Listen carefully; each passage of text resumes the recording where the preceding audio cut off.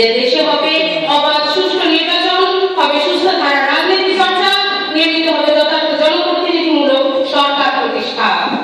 খ, নাগরিক জীবনকে দুর্নীতি, সন্ত্রাস আর অপশাসনের বিরুদ্ধে নির্মাণের মধ্য দিয়ে একটি সমবায় নির্ভর ও কৃষি নির্ভর উন্নত দেশ হিসেবে বাংলাদেশকে প্রতিষ্ঠিত করা।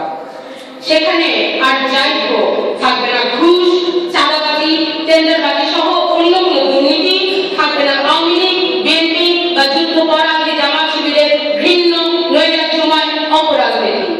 ঘ, স্বাধীনতার চেতনাকে লালন করে একটি সুখী সমৃদ্ধ দেশ হিসেবে বিশ্বের বুকে বাংলাদেশের অবস্থান নির্মাণের জন্য ঘরে ঘরে ক্ষুদ্র খামার, ক্ষুদ্র শিল্প সহ বিভিন্ন ব্যবসায়িক পন্থা বাস্তবায়ন। বিশেষ করে উন্নত দেশগুলোর কঠোর পরিশ্রমী সময়কে আমাদের নাগরিক জীবনে ধারণ করে রাজনীতি, অর্থনীতি এবং সমাজনীতিতে ব্যাপক পরিবর্তন সাধনের মাধ্যমে প্রকৃত সোনার বাংলাদেশ গড়ে তোলা। ঘ, 2030 সালের মধ্যে বাংলাদেশকে পুঁজিবাদ, সাম্রাজ্যবাদ, বুর্জোয়াদের হাত থেকে দখলমুক্ত করে প্রকৃত তরুণ নেতৃত্বের তত্ত্বাবধানে আলো থেকে আলোর দেশ হিসেবে গড়ে তোলা। সেক্ষেত্রে নতুন ধারা বাংলাদেশ সবসময় আর তিনটি রাজনৈতিক সংগঠনের চেয়ে ব্যতিক্রম ভূমিকা পালন করবে। নতুন ধারা বাংলাদেশের উদ্দেশ্য 30 লক্ষ বাঙালির রক্তের বিনিময়ে অর্জিত আমাদের দেশের স্বাধীনতাকে কখনো যাতে হারাতে না হয় সেজন্য জনগণের রায়ের মাধ্যমে একটি সুস্থ ধারার রাজনৈতিক প্রবাহ মধ্য দিয়ে বাংলাদেশকে গড়ে তোলা।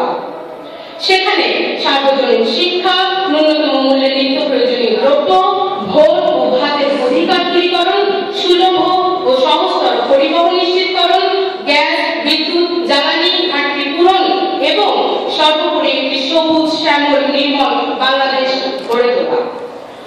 নতুন ধারা বাংলাদেশের আদর্শ। নতুন ধারা বাংলাদেশের আদর্শ স্বাধীনতা, স্বাধিকারের জন্য নিবেদিত জাতির শ্রেষ্ঠ সন্তানজন। সেই সারিতে রয়েছেন সর্বকালের সর্বশ্রেষ্ঠ বাঙালি জাতির জনক বঙ্গবন্ধু শেখ মুজিবুর রহমান, কিংবদন্তি রাজনৈতিক নেতা হোসেন শহীদ সোহরাওয়ার্দী, মৌলানা আব্দুল হামিদ খান ভাসানী, শেরে বাংলা এ.কে ফজলুল হক এবং শহীদ প্রেসিডেন্ট জিয়াউর রহমান। পাশাপাশি সকল দেশের সকল রাজনৈতিক কিংবদন্তিকে আমরা জানাবো বিনম্র শ্রদ্ধা।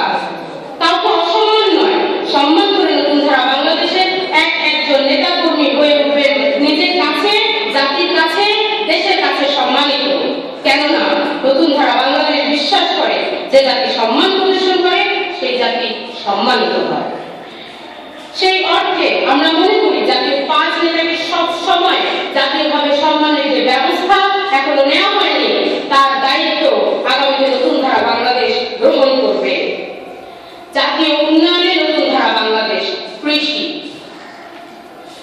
প্রথমত তৈরি হতে হবে বাংলাদেশের 56,000 বর্গমাইলের হাজার হাজার একর অনাবাদি জমিকে আমাদের পাশাপাশি একটি উঠোন, একটি ছাদ পন্থায় ঘরে ঘরে কৃষি বিপ্লব গড়ে তোলা।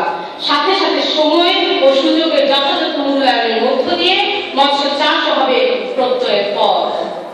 সেই পথ ধরে রপ্তানির রাস্তায় এগিয়ে যাবে বাংলাদেশের মৎস্য সম্পদ।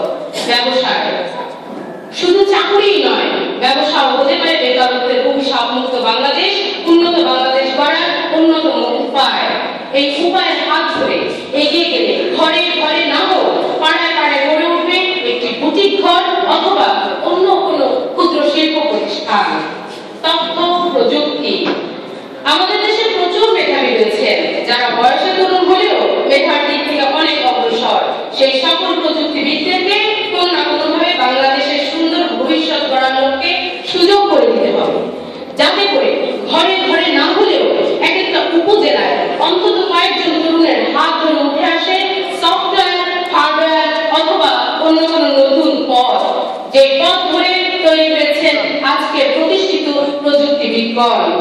পাশাপাশি সময়ের সাথে সাথে সত্যিকারের পরিবর্তনের জন্য নিবেদিত থাকবে বাংলাদেশের আলো ছায়ায় ভালোবাসায় বেড়ে ওঠা নতুন ধারা বাংলাদেশ এক তরুণ প্রজন্ম, যাদের লক্ষ্য প্রথা ভেঙে নতুন করে দেশ, মাটি ও মানুষের কল্যাণে নিবেদিত থাকা, যাতে করে গড়ে ওঠে বাংলাদেশ, গড়ে ওঠে আমাদের রঙিন ভবিষ্যৎ, যেখানে নতুন প্রজন্ম প্রত্যয় এগিয়ে যাবে সন্ত্রাসহীন, খুন, ধর্ষণহীন নতুন একটি সময়কে কাছে